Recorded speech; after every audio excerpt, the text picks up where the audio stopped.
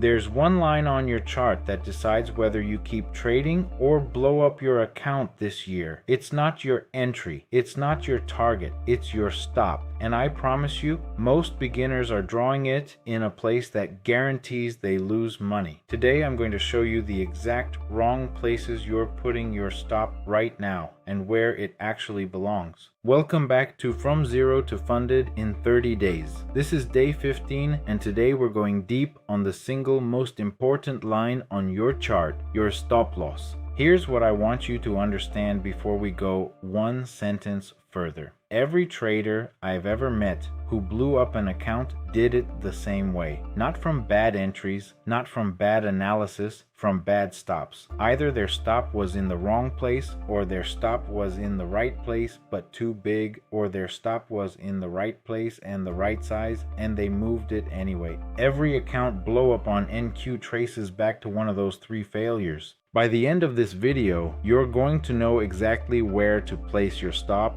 how big it should be, why yours keeps getting hit, and the mental framework that keeps you from moving it when you shouldn't. This is the video I wish somebody had made me watch in my first year of trading. Let's start with what a stop loss actually is, because most beginners have the wrong mental model for it. A stop loss is not a prediction. It is not you saying, I think the trade will go to this price and reverse. A stop loss is a line in the sand that says, if price gets here, my original trade idea is wrong. Not maybe wrong, and I want to be out of this trade before it gets any worse.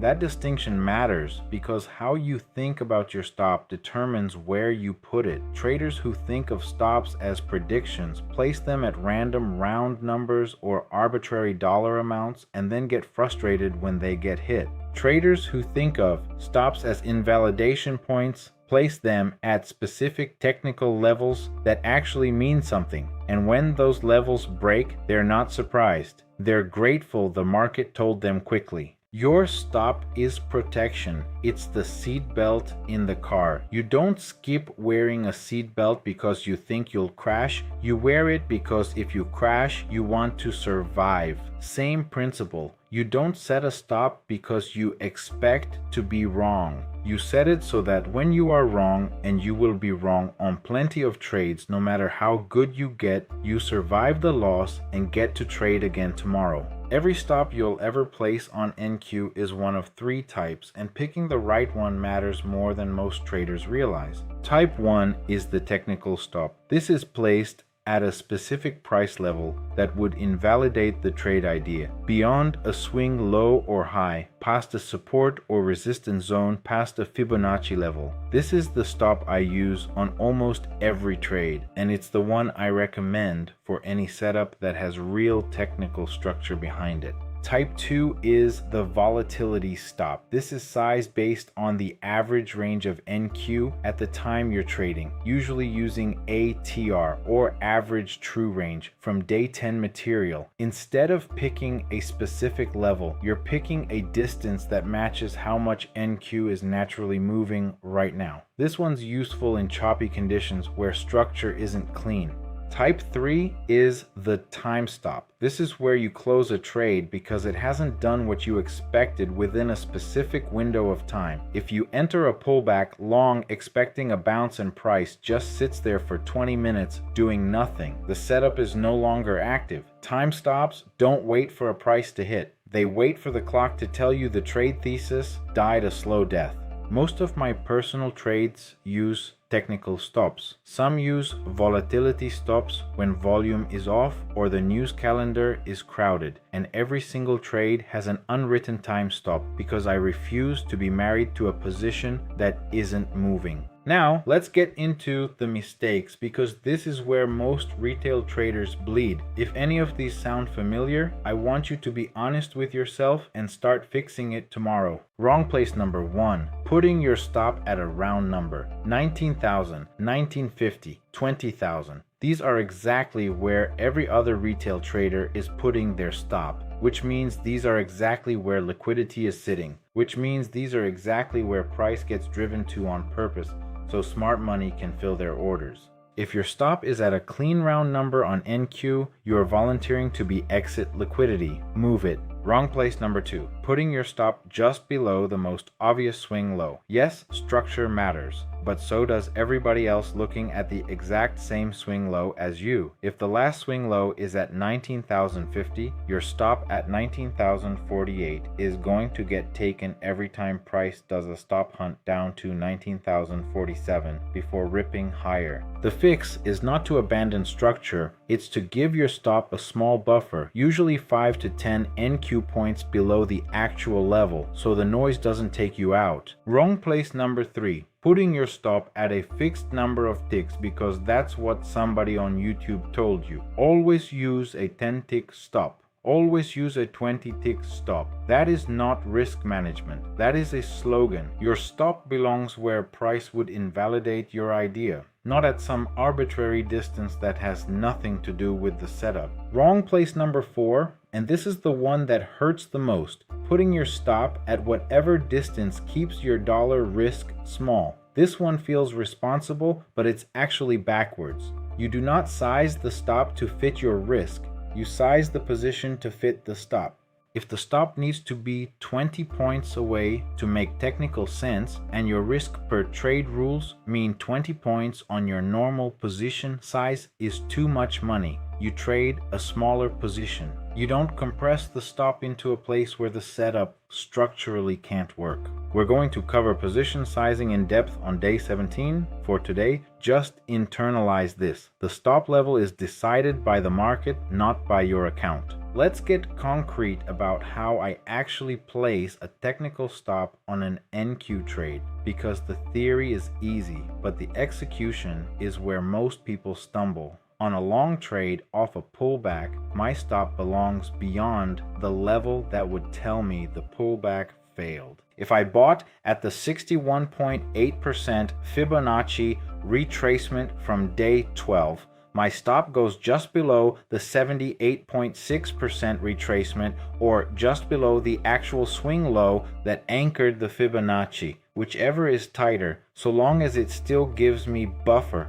for noise. If I bought at a support flipped resistance zone from day 3, my stop goes below the entire zone, not just below my entry candle. On a short trade off resistance, mirror the logic. My stop belongs just above the level that would tell me sellers lost control, usually just above the swing high that formed the resistance plus a small buffer. On a breakout trade, my stop goes back inside the range that price just broke out of. If NQ breaks a consolidation between 19,100 and 19,150 to the upside, my stop belongs below 19,100, not right at 19,100. If price comes back inside the range that was supposed to be broken, the breakout failed and my thesis is dead. Notice a pattern. In every case, the stop is at the level that says this idea is invalidated, not at the level that says I've lost X dollars. The dollars are a consequence of the setup. The setup is not a consequence of the dollars. Here's something almost nobody talks about, and I want to spend a second on it because it will save you real money. If the technical level you're anchoring your stop to is exactly 19,050 and you set your stop at 19,050, you are going to get stopped out a lot on setups that would have worked. This is not because your analysis was wrong. It's because price rarely stops exactly at a level. It usually undershoots, wicks slightly beyond, then reverses. Every experienced trader knows this. Every algorithm on NQ knows this. And a lot of stops are placed at exactly the level, which is why price gets driven right through, harvests those stops, and then reverses. The fix is a buffer, not a huge one, usually 5 to 10 NQ points, depending on volatility. If the swing low is at 19,050, my stop goes at 19,040 or 19,043. Enough room to survive the natural wick that shakes out impatient traders, but not so much room that I'm risking significantly more than the setup allows. I want to hold you on something here that connects to a bigger idea I'll come back to at the end. The buffer isn't just about avoiding random noise. It's about being on the right side of a very specific game that happens at obvious levels. Hang on to that thought. I'll close the loop on it in a few minutes. Now let's talk about how big your stop should be, because placement is only half the equation. The rule I follow on every single trade, and every risk-managed trader I know follows some version of this, is that no individual trade should risk more than 1% of your account. Some traders use 0.5%, some use 2% when they're highly confident. I use 1% as the default and 0.5% when conditions are shaky. Here's how the math works. Say you're trading a $50,000 prop firm account. 1% is $500 per trade. On NQ, each point is $20 per contract. If your technical stop is 25 points away from your entry, meaning if you're wrong, price has to move 25 points against you to take you out, then 25 points times $20 is $500 of risk on one NQ contract. Perfect, you trade one contract. If the technical stop is only 12 points away, you could technically trade two contracts and still be at $500 of risk. If the stop is 50 points away, you shouldn't be trading a full NQ contract. You should be trading an MNQ, the micro version, at $2 per point. So 50 points is only $100 of risk. The math changes based on the setup. The percent risk doesn't. That's the rule. This is exactly what we'll go much deeper on in day 17, position sizing. But for today, remember, your stop distance times your contracts, times the point value equals your dollar risk, and that number stays under 1% of your account, always. Now let me address the specific frustration that every retail NQ trader hits at some point, the feeling that price is hunting your stops. That every time you enter a trade, it goes against you just far enough to take you out, then reverses and runs in your original direction without you. This is not paranoia. This is actually happening on NQ. But it's not because there's a person out there specifically hunting your stops. It's because your stops are in the same place as thousands of other retail traders' stops, and price naturally gets drawn toward liquidity clusters. Institutions know exactly where retail stops sit. Algorithms are literally programmed to sweep those levels because that's where the resting orders are. So what do you do about it? You stop putting your stop where everybody else puts theirs. Not at exact swing lows, not at exact round numbers, not at prior day's low by one tick. You add buffer, you use tighter buffer in quiet sessions and wider buffer during high volatility periods. You accept that a slightly wider stop, sized correctly, gets hit less often than a tight stop right on the level, and that a stop that survives the noise pays for itself many times over. We covered this in day 14 with exits, but I want to reinforce the rules specifically for stop losses because this is where beginners lose the most money after a good setup. Rule 1, your stop never widens. Once you've set it, it can only move in your favor. Long trade stop moves up or stays put. Short trade stop moves down or stays put. The moment you widen a stop mid-trade, even by one tick, even by just a little to give it room, you have broken the trade. Every trader I know who does this regularly ends up out of the business. Rule 2. Your stop moves to break even after the trade proves itself. Once price has moved 1-to-1 on your risk in your favor, or after you've taken your first partial from day 14, your stop belongs at your entry. The trade cannot lose you money anymore. This is a psychological unlock as much as a mechanical one, and it changes how the rest of the trade feels. Rule 3. After break-even, your stop moves only on technical events. New swing structure forms, stop trails behind it. Price closes above a specific EMA. Stop moves to the EMA. You do not look at the chart and decide, I want to move my stop. You wait for the market to give you a reason. Here's the mental reframe that changed how I trade stops more than any technical rule. The moment you enter a trade, treat the money at risk as already gone. Do not think of it as your money that you might get back. Think of it as the cost of participating in this setup. If the trade works, you get paid the reward. If it doesn't, the risk was already spent when you clicked. This sounds like a small shift, but it's massive in practice. Traders who see their stop as money I might lose panic when price approaches it. They move it, they widen it, they break the plan. Traders who see it as money already spent watch calmly because there's nothing to save. The outcome was accepted before the trade even started. That is the actual mental state of a professional trader. Not fearlessness, not confidence, acceptance. The stop was priced in the moment you took the trade. Whether it hits or not, you don't lose anything you didn't already commit to losing. Let me hit the specific mistakes I see over and over so you can check yourself against them. Mistake 1, no stop at all. If you're day trading NQ without a hard stop, you are one bad move away from wiping out your account. There is no discipline strong enough to close a trade at the perfect moment when price is running against you in real time. You will freeze. Everybody does. Set the stop when you enter. Always. Mistake 2, mental stops. I'll get out if it hits 19,040. That is not a stop. That is a wish. Your broker doesn't know about your mental stop. Your emotions in the moment will not honor your mental stop. Put the actual order in.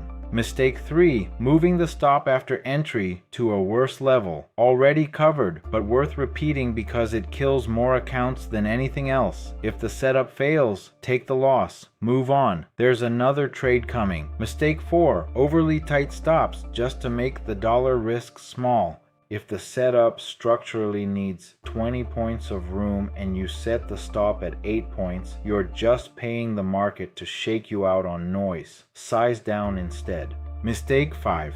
Putting the stop at exactly the level with no buffer. You know this one now. 5 to 10 point buffer on NQ. Save yourself the frustration of watching perfect analysis get stopped out on a one-tick wick.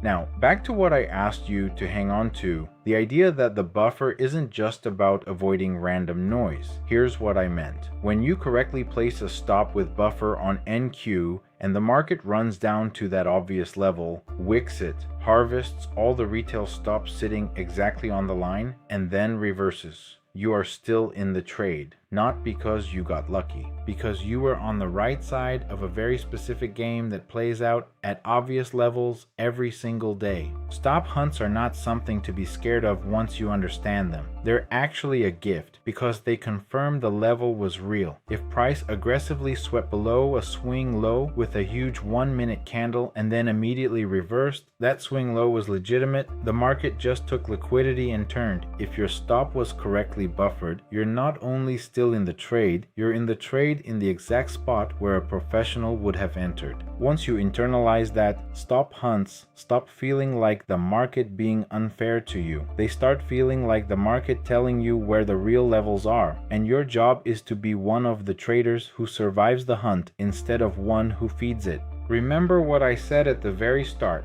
One line on your chart decides whether you keep trading or blow up your account this year. Your stop. Now you know where it goes. Beyond the level that invalidates your idea. With a buffer, not exactly on the level. Size so no single trade risks more than 1%. And once it's set, it never widens, only tightens. Tomorrow, day 16, we're getting into risk to reward. The exact math that decides whether a setup is even worth taking. You can have great entries and perfect stops and still lose money if your reward to risk is broken. That's the missing piece. If today changed how you think about your stop, drop a comment telling me where your stop was on your last trade, the exact level, and the reason. I want to see the honest answers. Hit subscribe if you haven't, and I will see you tomorrow in day 15.